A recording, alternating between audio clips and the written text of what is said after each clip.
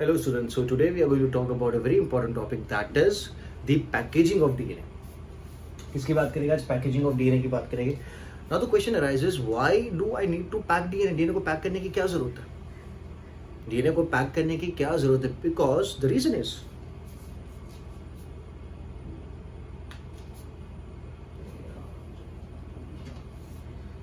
Is each cell contains 3 meters of DNA. Each cell contains 3 meters of DNA, which is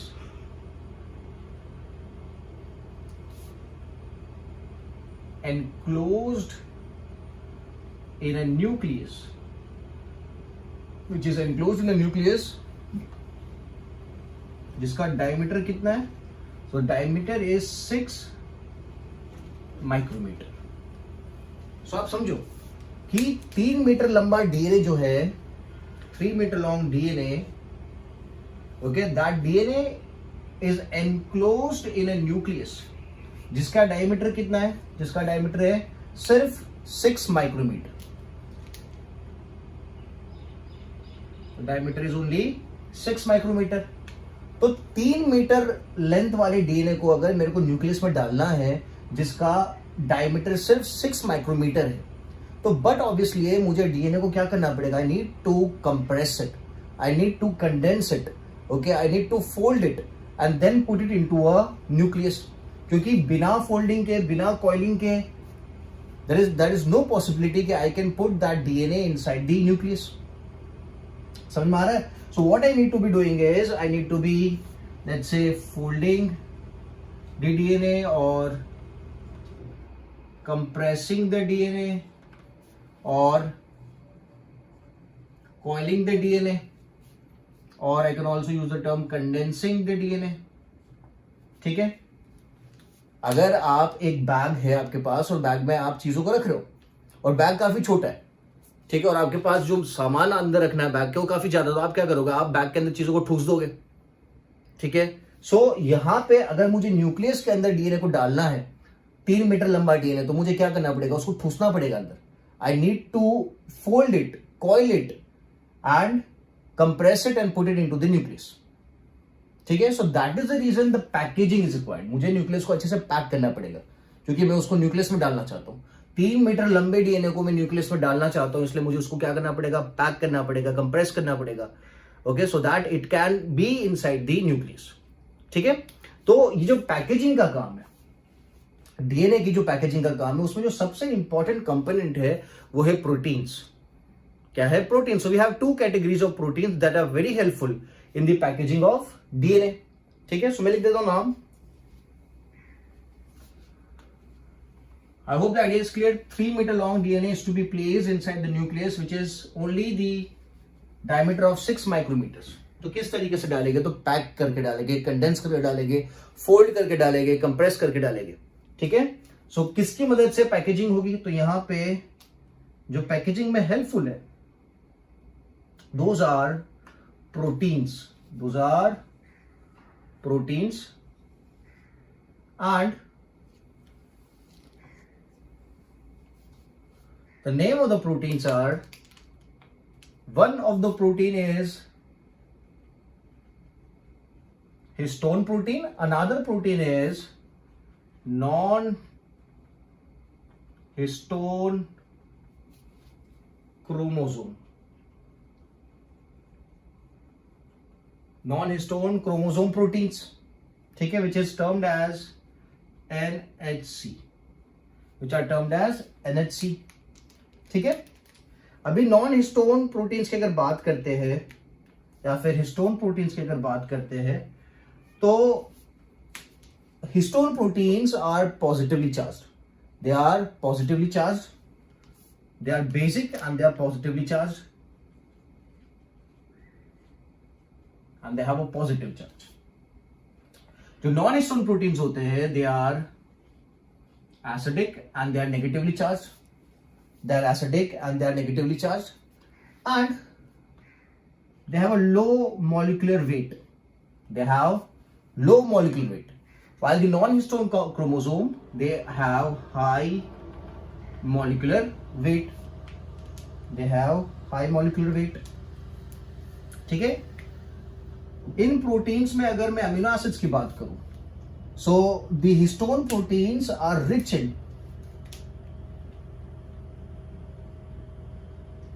they are rich in two amino acids, that is lysine and arginine. They are rich in two amino acids, okay, rich in lysine and arginine amino acids. और उसकी बात करते हैं तो they are rich in tyrosine,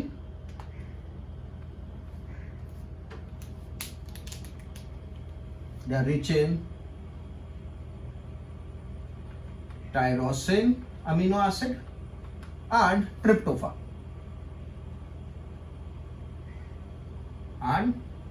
ये amino acids के नाम है. ठीक है. तो हिस्टोन वाले जो प्रोटीन्स होते हैं वो बेसिक होते हैं, दे आर पॉजिटिवली चार्ज्ड. और जो नॉन हिस्टोन क्रोमोसोम प्रोटीन्स होते हैं वो क्या होते हैं, एसिडिक होते हैं, they are negatively charged. Okay. अगर वेट की बात करते हैं, so this are low molecular weight the histones and this are high molecular weight. Amino acid की बात करते हैं तो जो हिस्टोन प्रोटीन्स होते हैं they are rich in lysine and arginine, they are rich in lysine and arginine. और अगर नॉन हिस्टोन क्रोमोसोम्स की बात करते हैं, क्रोमोसोम प्रोटीन्स की बात करते हैं, so they are rich in tyrosine and tryptophan. ठीक है. We have 5 types of histones and we have 3 types of non-histone chromosome proteins. So कितने types है इसके, तो मैं लिख देता हूं. We have 5 types. और यहां पे इसके कितने types है, we have 3 types. We have 5 types and we have 3 types. ठीक है. और डिटेल डालता हूं, इसको पहले रब कर देता हूं. So is this clear? So we have 4 points on the board. I'll write them down. I'll put some more points. So histone में जो मैंने 5 types लिखे प्रोटीन्स के, वो कौन कौन से प्रोटीन्स है, let's see.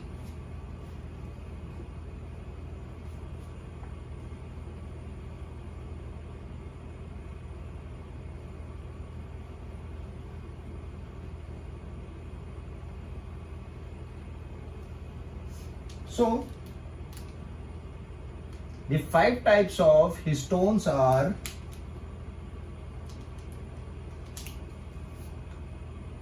H1, H2A, H2B, H3 and H4. ये 5 टाइप के प्रोटीन्स अपने पास अवेलेबल है. ठीक है. The first 3 are rich in lysine and the last 2 are rich in arginine. लिखा था ना अपन, they are rich in arginine and lysine. और सबसे ज्यादा लाइसिन कंटेंट होता है H1 हिस्टोन के पास. सबसे ज्यादा लाइसिन कंटेंट होता है H1 हिस्टोन के पास. ठीक है. नॉन हिस्टोन क्रोमोसोम प्रोटीन्स की अगर बात करते हैं, so they are termed as structural और scaffold proteins.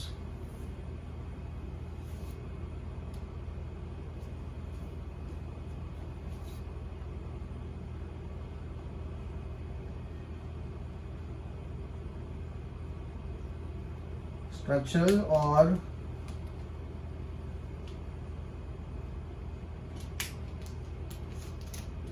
scaffold protein.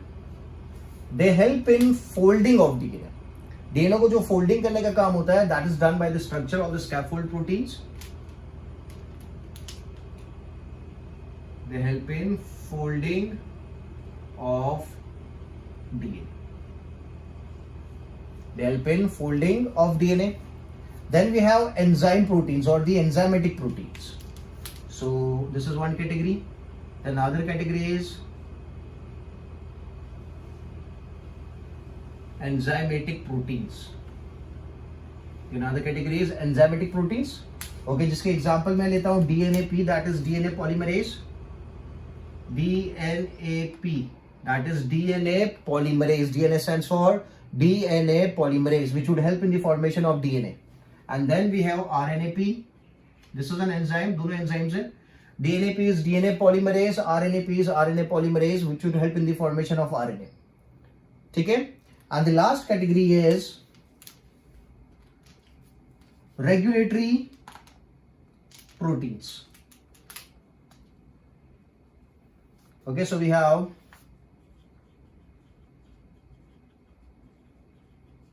regulatory proteins. ठीक है? They are also termed as high mobility group. इसके जो प्रोटीन्स होते हैं ना, they are also termed as high mobility group.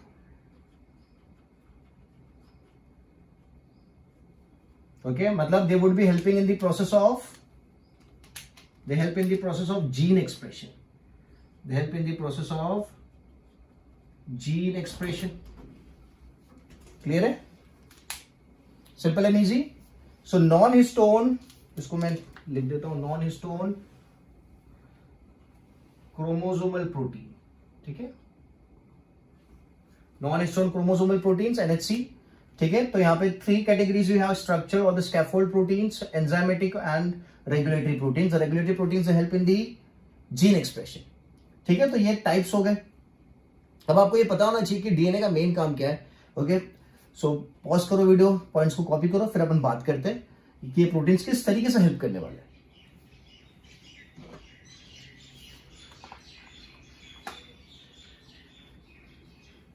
So DNA का जो मेन पर्पस है, दैट इज उसके ऊपर जो कोड्स है उसको एक्सप्रेस करना. The main purpose of DNA is expression of the codes. ठीक है?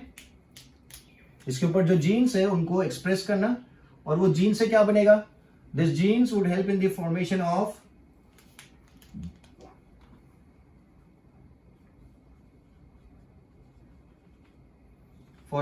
Proteins. This genes would help in the formation of proteins. और 2 स्टेप्स होते हैं.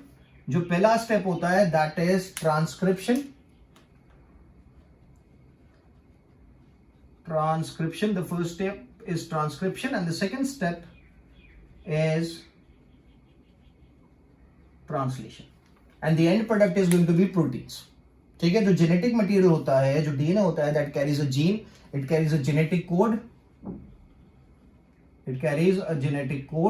and the genetic codes they would result in the formation of different proteins. Okay, मतलब genetic code अपने आप को express करेगा तो क्या बनेगा? प्रोटीन्स बनेंगे. Okay, and these proteins are going to give phenotypic characters. These proteins would give phenotypic characters. आपने 10th स्टैंडर्ड में पढ़ा था फिनोटाइप, जीनोटाइप. तो हर एक फिजिकल कैरेक्टर के पीछे जीन रिस्पॉन्सिबल है, हर एक फिनोटिपिक कैरेक्टर के पीछे एक जेनेटिक कोड रिस्पॉन्सिबल है. तो जेनेटिक कोड का एक्सप्रेशन होगा तो क्या बनेगा? प्रोटीन्स बनेगा. और प्रोटीन्स क्या करेंगे? आपको different characters, different phenotypic features देने का काम करेंगे. क्लियर है? सिंपल. सो नाउ जब डीएनए को पैक किया जाता है, फॉर एग्जांपल ये डीएनए है, तो इस डीएनए को पैक किया जाता है प्रोटीन के ऊपर. उस प्रोटीन का नाम मैंने लिखा था histone. Let's say this is a histone protein. This is just for, ऊपर से भी दिखा रहा हूं, ये हिस्टोन प्रोटीन है. और जो डीएनए है, इस डीएनए को इसके ऊपर बाइंड किया जाएगा. क्या किया जाएगा? वाइंड किया जाएगा. ठीक है? Because I need to place a 3 metre long DNA inside the nucleus, तो I need to compress it, I need to wind it up. ठीक है? जैसे उत्तरायण के टाइम पे जो आपका धागा बच जाता है एक्स्ट्रा, तो आप क्या करते हो? उसको स्टोन के ऊपर वाइंड कर देते हो या कोई चीज के ऊपर वाइंड कर देते हो. So the long thread is now occupied, or it has been compressed, and you can place it at the place you want. ठीक है? तो लंबा सा जो धागा था उसको आपने कॉइल कर दिया, सो उसकी जो लेंथ थी, लेंथ क्या हो चुकी है? फोल्ड हो चुकी है. And you can place it in your pocket और इन द बैग. ठीक है? तो उसी तरीके से यहाँ पे जो लंबा 3 मीटर लंबा डीएनए, उसको मैं क्या कर रहा हूँ? हिस्टोन प्रोटीन के ऊपर बाइंड कर रहा हूँ. ठीक है? तो अब क्या हो रहा है कि बाइंडिंग अगर होगी प्रोटीन के ऊपर, यहां पे ये जो प्रोटीन है इसका नाम क्या है? Histone protein. This is histone protein, जिसके ऊपर डीएनए क्या कर रहा है? बाइंड कर रहा है. ठीक है? और डीएनए के पास क्या है? जेनेटिक कोड्स है. क्या है? जेनेटिक कोड्स है. तो अगर मुझे इस डीएनए से प्रोटीन बनाना है, तो पहले तो मुझे क्या करना पड़ेगा? ये जो डीएनए हिस्टोन के ऊपर वाइंड है उसको वहां से निकालना पड़ेगा. फॉर एग्जाम्पल अगर ये पेपर के अंदर आपने कुछ लिख रखा है और पेपर पूरा ऐसा फोल्डेड है, ठीक है, तो अगर मुझे पढ़ना है पेपर के अंदर क्या, तो I need to open the paper first. तो उसी तरीके से डीएनए के पास क्या जेनेटिक इंफॉर्मेशन है, और वो जेनेटिक इंफॉर्मेशन कहां पे, हिस्टोन के ऊपर बाइंड हो चुकी है। तो अगर मुझे देखना है कि डीएनए के ऊपर कौन सी जेनेटिक इंफॉर्मेशन है, तो first I need to get rid of the histone. तो यार हिस्टोन को कैसे हटाएगा?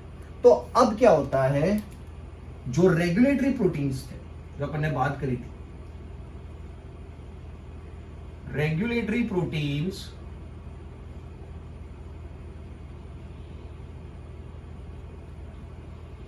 okay, which were the NHC, react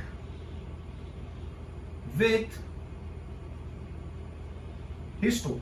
They react with histone and make histone unstable. वो क्या करते हैं, हिस्टोन से रिएक्ट करते, तो हिस्टोन को क्या करते थे, अनस्टेबल बना देते। तो अनस्टेबल होने की वजह से unwinding of DNA occurs, DNA क्या हो जाता है, अनवाइंड हो जाता है, और अनवाइंड होने की वजह से genetic codes can be now expressed.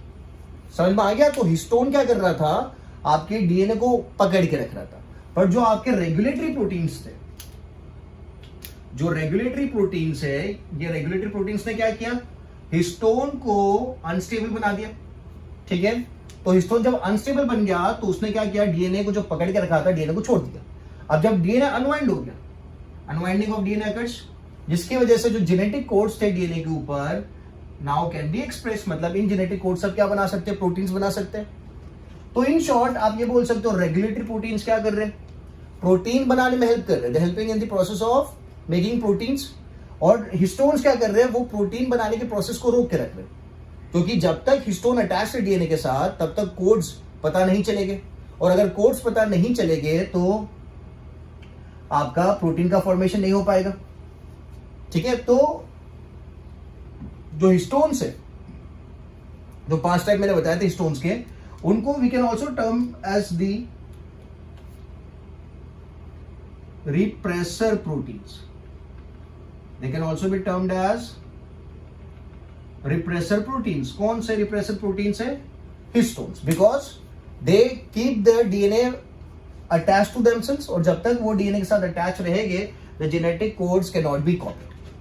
ठीक है, तो आपको याद रखना है कि रेगुलेटरी प्रोटीन्स हेल्प कर रहे हैं प्रोटीन सिंथेसिस के फॉर्मेशन में, और जो हिस्टोन्स है वो क्या कर रहे हैं, प्रोटीन सिंथेसिस के प्रोसेस को रोक के रखेंगे। ठीक है, तो that is the reason we have termed it as the repressor proteins. That is the reason we have termed them as repressor proteins. Simple and easy. ठीक है, चले आगे. So now we know the role of the NHC and the histones. Histones DNA को wind करके रखते हैं, और NHC क्या करते हैं, NHC help in the process of protein formation, unwinding.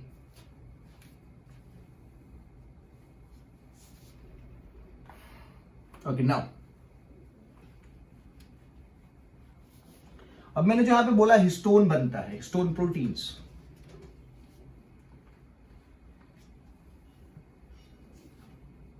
So the first step that is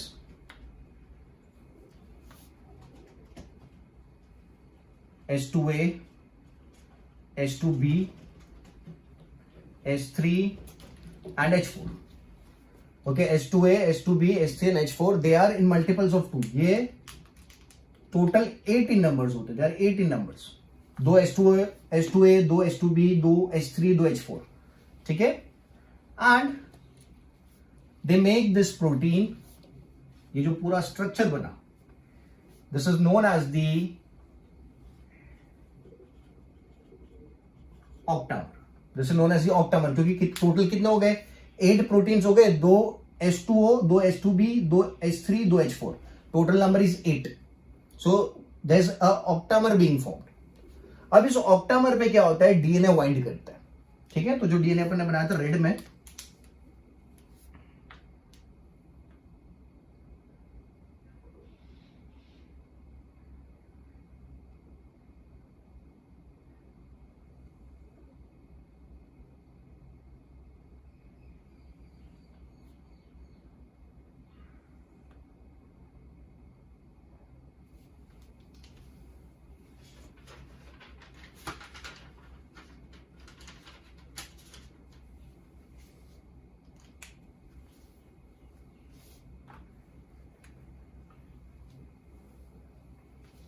This is histamine.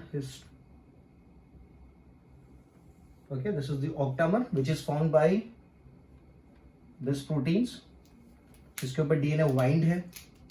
So DNA की winding अगर दिखानी है तो I'll put it like this.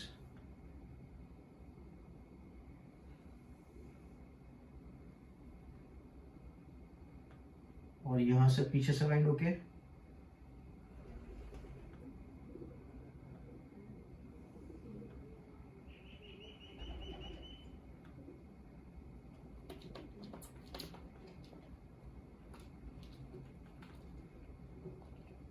it is getting wrapped around the histone.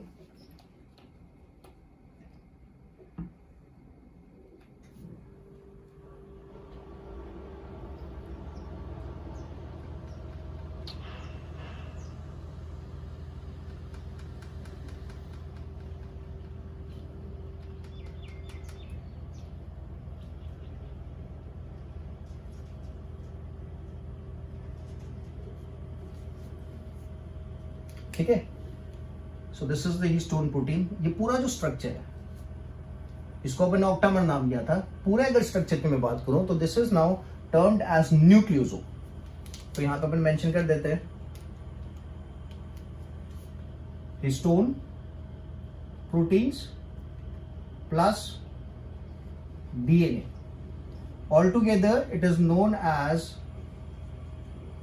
Nucleosome. तो ये जो मैंने structure बनाया है किसका स्ट्रक्चर है? ये स्ट्रक्चर है न्यूक्लियोसोम का. ठीक है, is it clear? This is the structure of nucleosome. अगर मैं टर्न की बात करूं, ठीक है, तो यहां पे देयर इज टोटल एक पूरा टर्न है, यहां से लेके पीछे से लेके यहां तक एक पूरा टर्न है. और बाकी का जो टर्न है दैट इज 3/4. बाकी का जो टर्न है दैट इज ये 3/4. तो टोटल टर्न इज 1.75 का टर्न.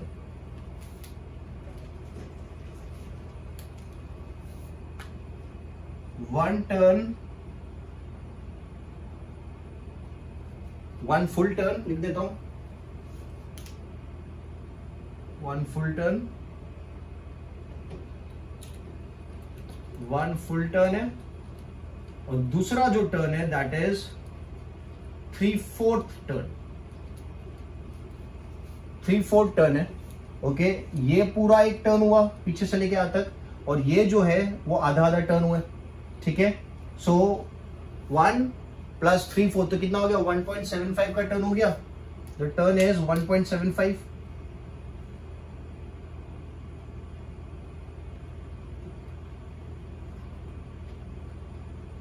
ठीक है, इज इट क्लियर? सो ये जो स्ट्रक्चर बनाया है this structure is known as the nucleosome.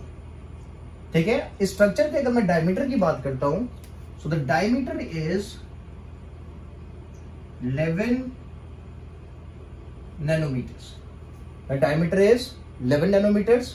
और अगर इसकी लेंथ की बात करते हैं so that is 6 nanometres. The length is 6 nanometres.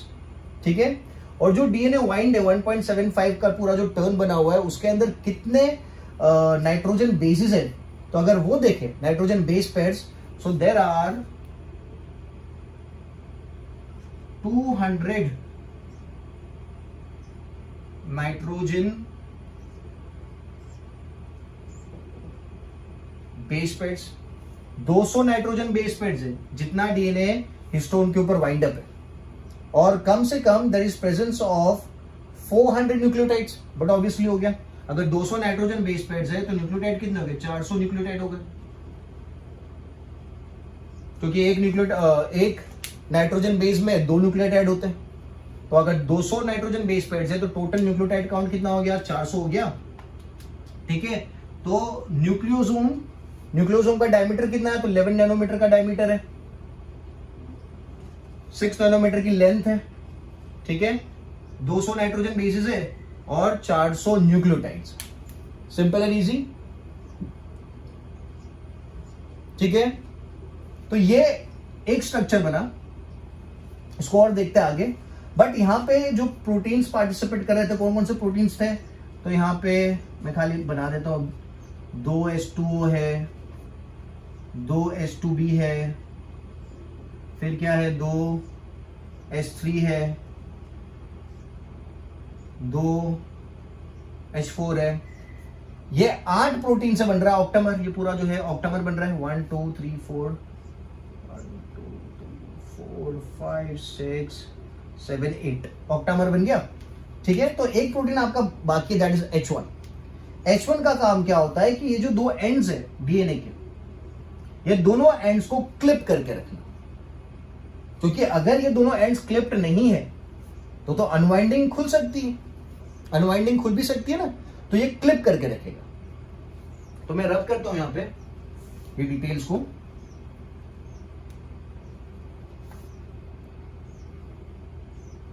एक और बात जो पता होनी चाहिए कि वाइंडिंग में हेल्प करिए, दैट इज अभी जो अपन ने बात करी कि जो हिस्टोन्स होते हैं पॉजिटिवली चार्ज होते हैं और जो डीएनए होता है वो नेगेटिवली चार्ज होता है।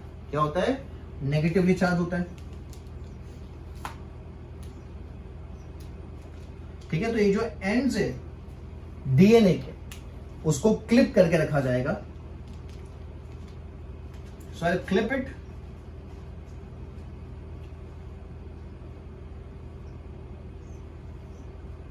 Okay, this is being clipped. दूसरा स्टैंड निकलेगा आगे। ठीक है, it is going to continue. ऐसा नहीं यहां पर रुक गया, ये आपने क्लिप लगा दिया। ये जो क्लिप लगा हुआ है ये कौन सा प्रोटीन है? तो ये प्रोटीन है आपका H1 प्रोटीन। ये जो प्रोटीन है ये आपका H1 प्रोटीन हो गया। 5 प्रोटीन। ओके, 1 2 3 4, 1 2 3 4 और ये 5वां प्रोटीन।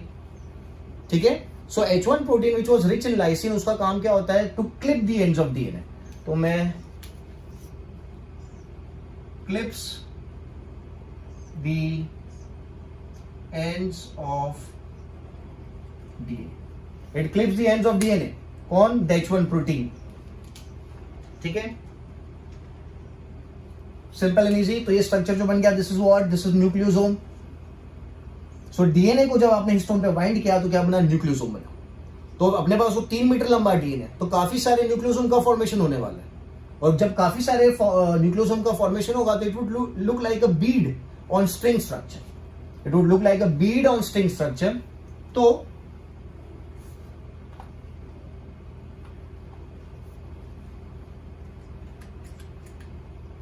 जो पांचों प्रोटीन्स की बात करी थी, पांचों प्रोटीन्स आ गए। सीधो मैं फिर से डीएनए का स्ट्रक्चर बना देता हूं। This is 3 metre long. इसके बाद जो स्ट्रक्चर बनेगा, आपने क्या किया? उसको वाइंड किया, न्यूक्लियोसोम बनेगा। अब न्यूक्लियोसोम, काफी सारे न्यूक्लियोसोम बनेंगे क्योंकि 3 मीटर लंबा डीएनए है, तो काफी सारे न्यूक्लियोसोम का फॉर्मेशन होने वाला है। So now the structure is going to look like this.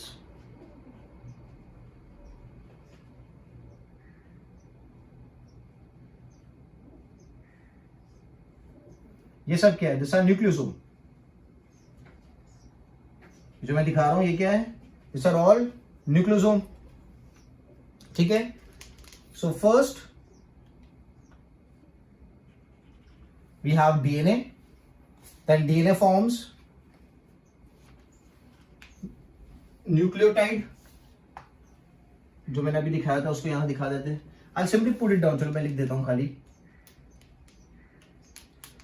बना देते हैं। It was like this is the histone और इसके ऊपर डीएनए बाइंड करा था।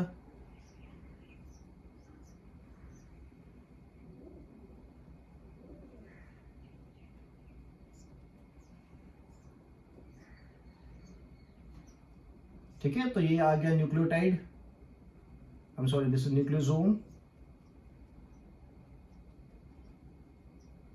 ठीक है, और इसके बाद जो स्ट्रक्चर बनेगा that is going to be beads on string structure. It's going to look like this.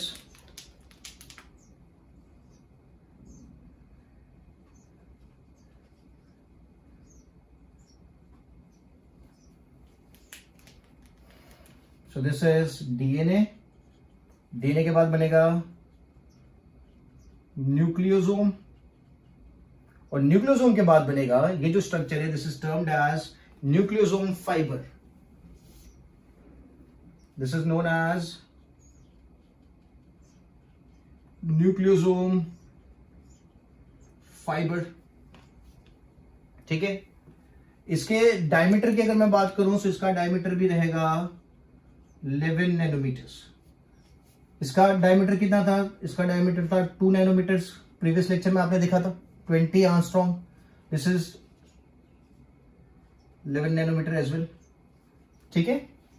अब फर्दर फोल्डिंग होगी, फर्दर कंडेंसेशन होगा, तो ये जो न्यूक्लियोसोम फाइबर बना था इसमें और टर्न्स आएंगे और फोल्डिंग्स आएंगे। तो now this is going to look somewhat like this.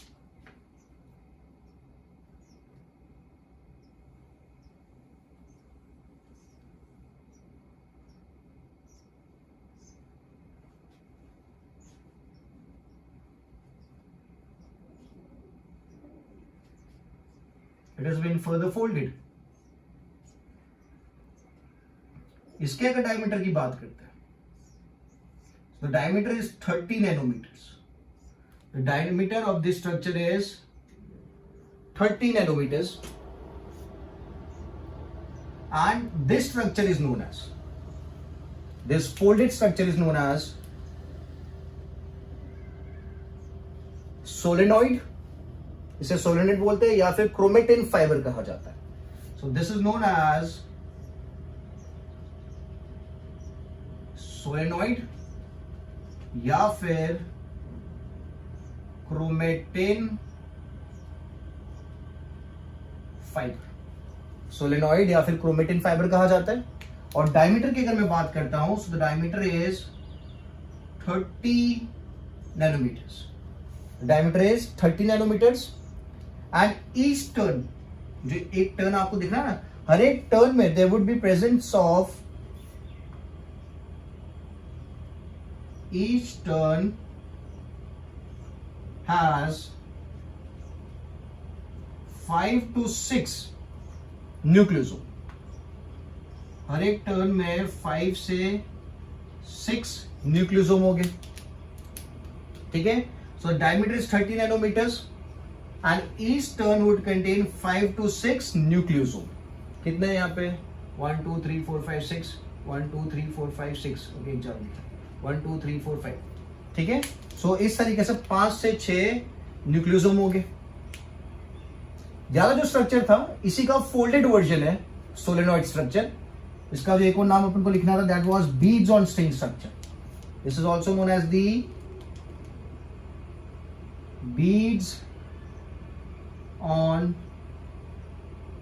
String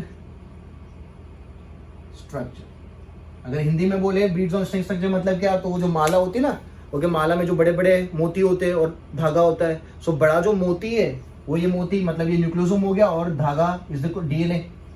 so it looks like that कि मोती एक माला है पूरी। क्लियर है। So it is also known as the beads on string structure. So DNA से बना न्यूक्लियोसोम, न्यूक्लियोसोम से न्यूक्लियोसोम फाइबर, न्यूक्लियोसोम फाइबर से बनेगा सोलेनॉइड और क्रोमेटिन फाइबर, और क्रोमेटिन फाइबर से फर्दर जो स्ट्रक्चर बनता है उसे कहा जाता है सुपर सोलेनॉइड। उससे बनता है सुपर सोलेनॉइड। ठीक है। मतलब इसी चीज को मैं ज्यादा फोल्ड कर दूंगा, तो मैं डीएनए को यहां पे रब करता हूं, ये दोनों को रब करते हैं अपन। Okay. So this was, will number it first. चलो नंबर कर देते हैं। So this becomes easy. This is first, this is second and this is third, this is fourth. Fourth structure पे थे अपन। तो अब मैं फिफ्थ बनाता हूं, सिक्स बनाता हूं, सेवेंथ बनाता हूं। So further coiling of the fourth structure that is the solenoid. जब सोलेनॉइड का फर्दर कॉइलिंग होगा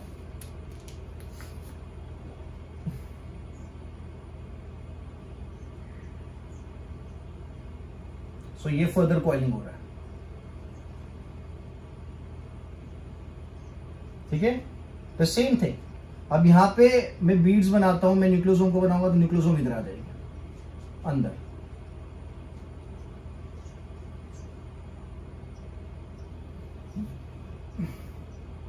गेटिंग द आइडिया?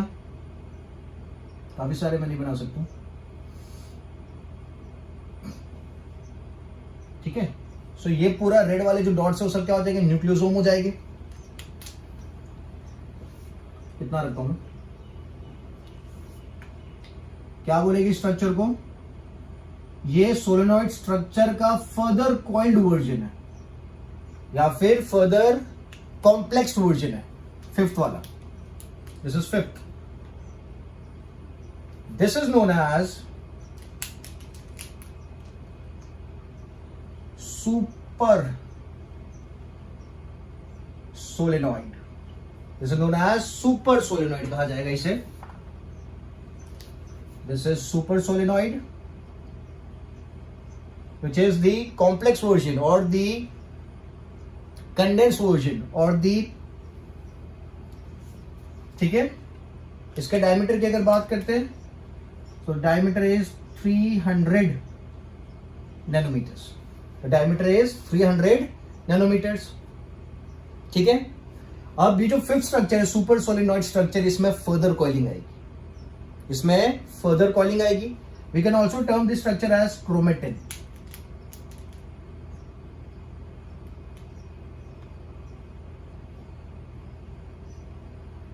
यहां पे लिख देता हूं. This is chromatin. आप इसको क्रोमेटिन भी बोल सकते हो. ठीक है. सो इसमें फर्दर कॉइलिंग आएगी और जब फर्दर कॉइलिंग आएगी तो ये structure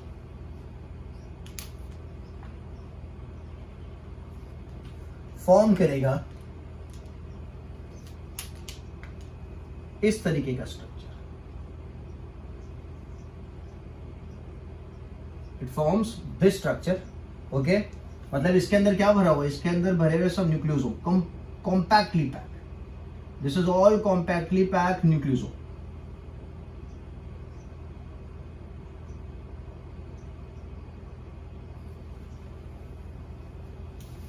this is all compactly packed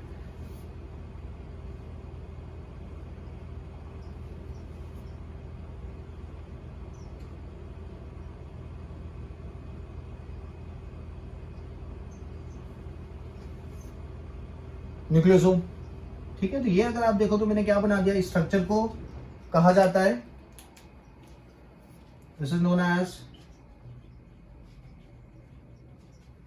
chromatid. ठीक है. मैंने यहां पे क्रोमेटिन बोला है, यहां पे मैं क्रोमेटिड बोल रहा हूं. ठीक है. This is chromatid. What does it contain? It contains the folded version of super solenoid. और इसके डायमीटर की अगर मैं बात करता हूं, so the diameter is 700 nanometers. The diameter is 700 nanometers. ठीक है. And this is actually termed as chromosome as well. इसे ही क्रोमोसोम कहा जाता है. जो सेल डिवीजन वाला चैप्टर आप लोग ने पढ़ रखा था 11th स्टैंडर्ड में, तो सेल डिवीजन में we were having G1, S and G2 phase. ठीक है. तो अगर यह वाला structure, this is chromosome only, this is sixth. Okay. This is chromatid. We can also term it as chromosome. आप इसे क्रोमोसोम भी बोल सकते हो.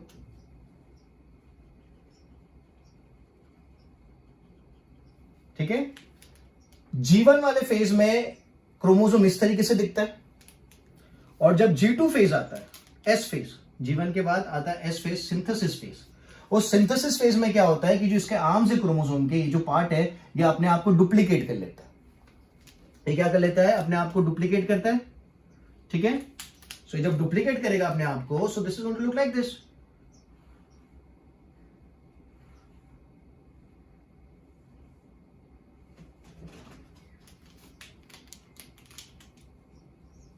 डुप्लीकेट हो गया, मतलब जो जेनेटिक मटेरियल इसके पास था यही इसके पास होगा,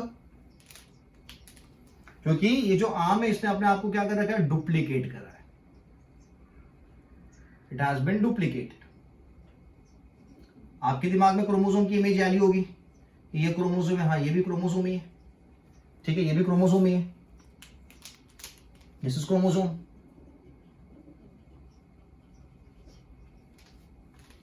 ठीक है. बट G1 फेज में क्रोमोसोम इस तरीके से दिखता है. मैं यहां पे लिख देता हूं, दिस इज सेल डिवीजन का G1 फेज. और S फेज में सेल डिवीजन के क्रोमोसोम इस तरीके से दिखेगा. एस फेज के बाद तो मैं लिख देता हूं G2 फेज. G1 में ऐसा दिखता है. ठीक है. आपको पता है G1 के बाद S फेज आता है. S फेज में क्या होता है? डुप्लीकेशन ऑफ जेनेटिक मटेरियल होता है. अगर आपको पता हो तो, ध्यान दिया हो तो, डुप्लीकेशन ऑफ जेनेटिक मटेरियल। तो जब डुप्लीकेशन ऑफ जेनेटिक मटेरियल होता है, जीवन में क्रोमोसोम एंटर हुआ, ओके, उसके बाद एस फेस में जाएगा, वहां पे डुप्लीकेशन होगा। तो डुप्लीकेशन किसका होगा? तो ये जो आर्म था इसका दूसरा आर्म बन जाएगा, ये दूसरा आर्म बन गया, और ये जो आर्म था उसका दूसरा आर्म बन जाएगा, तो उसका दूसरा आर्म बन गया। तो जो भी जेनेटिक मटेरियल था अब क्या हो गया? डबल हो गया। क्या हो गया? डबल हो गया। Genetic, not the DNA, chromosome double नहीं हुआ, जेनेटिक मटेरियल डबल हुआ। ठीक है, so this is known as chromosome. तो ये जो आर्म है उसका, that is the duplicated chromosome आप बोल सकते हैं। यहां पे मैं लिखता हूं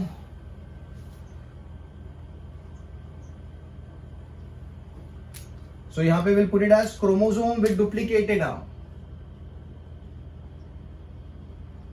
क्रोमोसोम विथ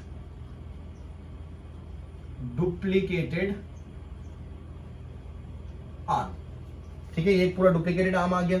तो इसका आपने डायमीटर कितना लिया था? इसका डायमीटर आपने लिया 700 नैनोमीटर। तो ये वाला जो क्रोमोसोम है, ये दोनों साथ में आ गए, तो इसका डायमीटर कितना हो जाएगा? So this is going to be 1400 nanometers. इसका डायमीटर कितना होगा? 1400 नैनोमीटर्स। ठीक है, तो जब सेल डिवाइड करने वाला है, when the cell is in the dividing phase, तभी आपको ये क्रोमोसोम दिखेगा, तभी आपको ये क्रोमोसोम दिखेगा। नहीं तो if the cell is not in the dividing phase, you would only see the chromatin. You would only see a chromatin. मैं फिर से लिख देता हूं यहां पे, ठीक है। Is it clear? तो पांचवा स्ट्रक्चर, छठा स्ट्रक्चर, और ये कौन सा हो गया? सातवां स्ट्रक्चर। पर ये इसका फॉर्मेशन कब होगा? Only when the cell is dividing,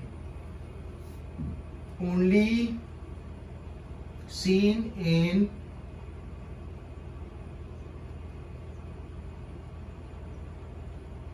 dividing cell. ये जो क्रोमोसोम का स्ट्रक्चर है आपको कब दिखेगा? सिर्फ डिवाइडिंग सेल में। दोनों आप कंसिडर कर सकते हो, 6 and 7, they both are seen in the dividing cell, and the chromatin is seen is the non dividing cell. ठीक है, मैं इसको रब कर देता हूं।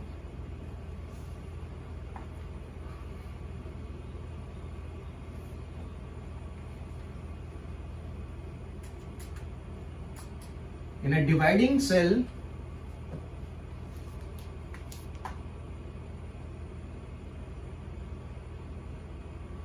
in a dividing cell,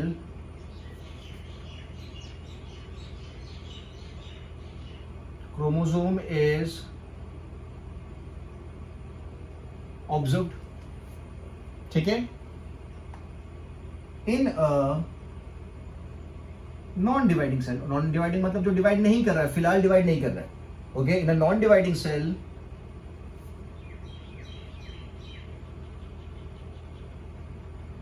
chromatin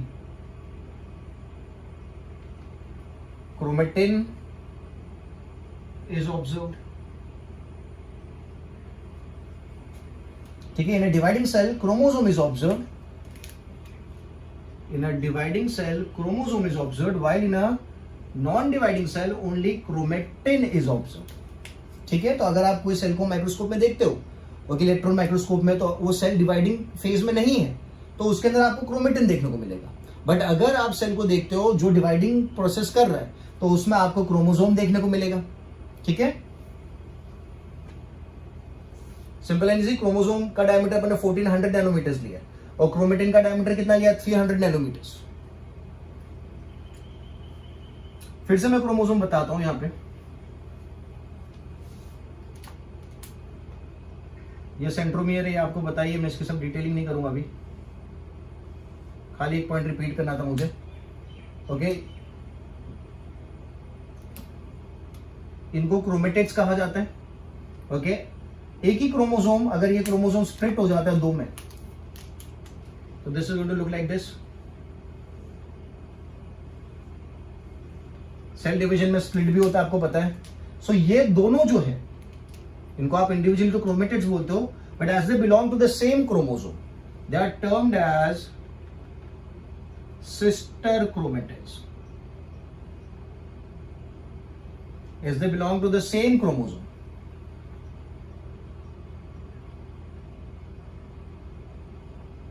as they belong to the same chromosome, they are termed as sister chromatids। अगर दूसरे chromosome का कोई पार्ट है, let's say there's another chromosome here,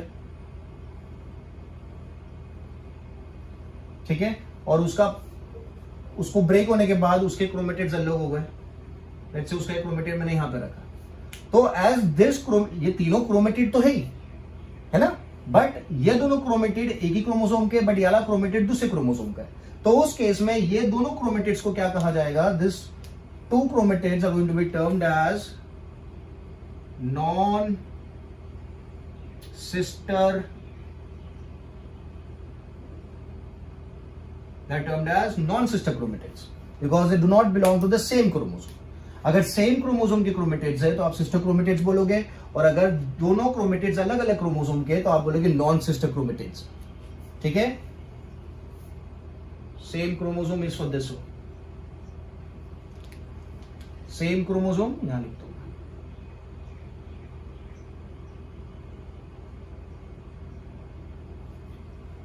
ठीक है, and this is different chromosomes. Simple and easy. So now you have an idea कि why packaging is required. अगर packaging नहीं होती, अगर हिस्टोन्स नहीं होते तो 3 मीटर लंबा डीएनए का जो स्ट्रक्चर है उसको आप न्यूक्लियस के अंदर नहीं डाल पाते।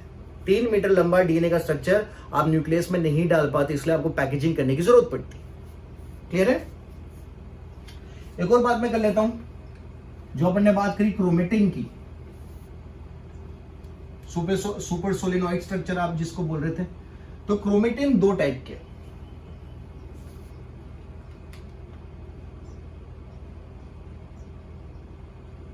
ये 2 टाइप्स भी आप पढ़ चुके हो क्रोमेटिन की, 2 टाइप्स। वन इज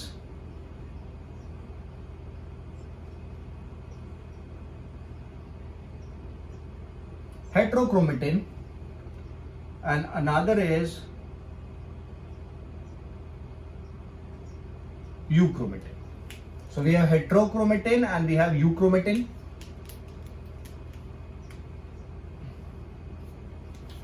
हेट्रोक्रोमेटिन जो होता है इट इज कॉम्पैक्टली पैक्ड, याद रखना आपको, इट इज कॉम्पैक्टली पैक्ड। और अगर यूक्रोमेटिन की मैं बात करता हूं तो euchromatin is loosely packed, it is loosely packed. Heterochromatin is compactly packed and euchromatin is loosely packed.